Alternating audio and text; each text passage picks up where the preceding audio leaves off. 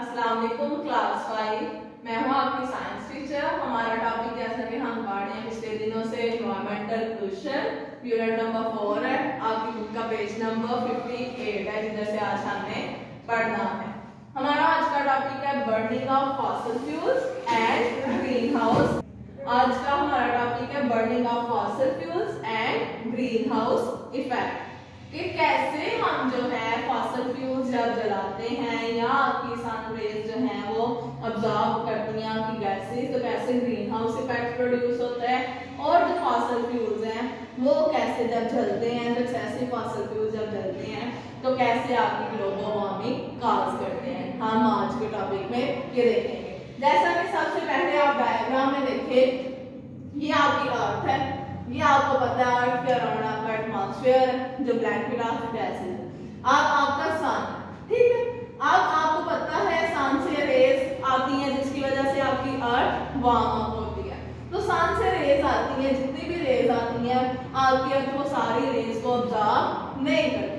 कुछ रेज को ऑब्जॉर्ब करती है, कुछ को वो रिफ्लेक्ट कर देती है। लाइक इधर देखें मैंने लिखा भी हुआ है, some sunlight that hits the earth is reflected, some becomes heat. कि जो आपकी अर्थ रेज को ऑब्जॉर्ब करती है वो हीट बन जाती है, यानी कि आपकी अर्थ को वार्म अप करती है।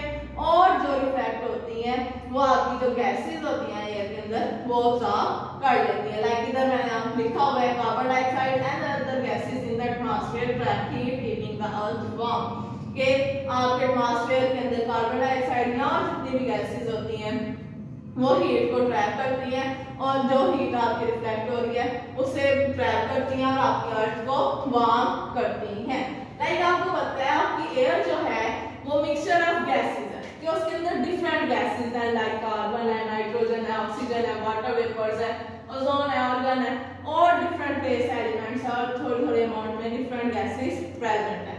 अब आपको पता है कि आपकी जितनी भी गैसेस होती हैं, आपकी एयर के अंदर जितनी भी गैसेस हैं, उन सब गैसेस की कंसंट्रेशन जो है, जो क्वांटिटी है वो फिक्स्ड है आपकी एयर के अंदर। अब ये जो गैसेस हैं आपकी अबव सरफेस ऑफ अर्थ, यानी कि आपके एटमॉस्फेयर में प्रेजेंट है, तो ये ग्रीन हाउस के तौर पे काम करती हैं, यानी कि ये आपकी जो सन एनर्जी आती है उसे नेचुरली ट्रैप करती हैं। ग्रीन हाउस भी तो आपको पता है ना कि एक ऐसा हाउस जो हम बनाते हैं जिसमें आपकी जो सन रेज है वो ट्रैप होती हैं, हम प्लांट्स को जो है वो ऑप्टिमल कंडीशंस प्रोवाइड करने के लिए रेज को ट्रैप करते हैं। तो इसी तरह आपकी जो गैसेस हैं, ये वाली सारी गैसेस जो हैं ये नेचुरली ग्रीन हाउस के तौर पे आपकी अबव सरफेस ऑफ अर्थ काम करती हैं। जब सन रेज आपकी अर्थ से आकर टकराती हैं तो क्या होता है, कुछ रेज आपकी अर्थ ये जैसे डायग्राम में देखें ऑब्जॉर्ब कर लेती है और कुछ को जो है वो बाउंस बैक कर देती है, कुछ रेज रिफ्लेक्ट हो जाती है। जब ये वाली रेज जो है रिफ्लेक्ट होती हैं तो इन्हें ये जो ग्रीन हाउस गैसेस होती हैं, लाइक डिफरेंट आपकी ग्रीन हाउस गैसेस आपको पता है आपकी कार्बन डाइऑक्साइड है, वाटर वेपर्स है, ओजोन है, क्लोरोफ्लोरोकार्बन्स है, ये कार्बन डाइऑक्साइड है, ये वाली गैसेस जो है वो क्या करती हैं, जो रेज रिफ्लेक्ट हुई हैं उन्हें ट्रैप कर लेती हैं। जब वो रेज ट्रैप होती हैं तो ग्रीन हाउस इफेक्ट जो है वो आपकी अर्थ के अराउंड प्रोड्यूस होता है।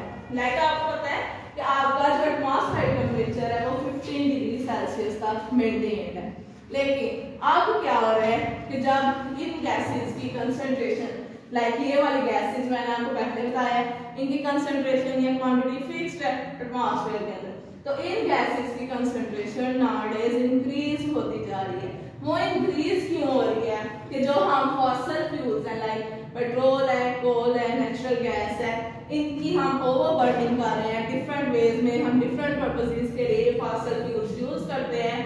तो इससे क्या हो रहा है कि आपकी जो गैसेस हैं वो इंक्रीज, उनकी कंसंट्रेशन, उनकी अमाउंट इंक्रीज होती जा रही है। लाइक मेनली जो कार्बन डाइऑक्साइड है ये आपके एटमॉस्फेयर के अंदर इसकी कंसंट्रेशन बहुत ज्यादा इंक्रीज होती जा रही है, जिसके रिजल्ट में क्या हो रहा है आपका एटमॉस्फेरिक टेम्परेचर जो है वो इंक्रीज होता जा रहा है। लाइक अगर 15 था तो आप इससे बढ़ के ज्यादा होता जा रहा है। जब ये एटमॉस्फेरिक टेम्परेचर इंक्रीज होता जा रहा है तो इससे क्या हो रहा है आपका ग्रीन, ये इसे हम जो क्या कहेंगे आपका एटमॉस्फेरिक टेम्परेचर इंक्रीज होता जा रहा है, तो इस फिनोमेना को हम इनहैंस्ड ग्रीन हाउस इफेक्ट कहते हैं। वो क्या कर रहा है, वो ग्लोबल वार्मिंग कॉज कर रहा है। जैसे आपको पता है कि आप फॉसिल फ्यूल की बर्निंग जो है उससे ग्लोबल वार्मिंग कॉज हो रही है। लाइक आपको पता है मेन रीजन क्या है, कार्बन डाइऑक्साइड की कंसंट्रेशन इंक्रीज होती जा रही है। जब कार्बन डाइऑक्साइड की कंसंट्रेशन इंक्रीज हो रही है तो ग्लोबल वार्मिंग हो रही है, मींस कि आपके क्लाइमेटिक पैटर्न्स चेंज हो रहे हैं, वेदर कंडीशंस चेंज हो रही हैं। आप ऑब्जर्व भी करते होंगे कि पहले की तरह का आपका वेदर आप नहीं होता, यानी कि मैंने आपको जैसे क्लास में बताया था, अब आपका सर्दी और गर्मी का जो पैटर्न है आगे इक्वल होता था, अब वो गर्मियां ज्यादा हो गई हैं और सर्दियां कम हो गई हैं। वो किसकी वजह से है, ग्लोबल वार्मिंग की वजह से। तो ये था आज का हमारा सारा टॉपिक। Thank you.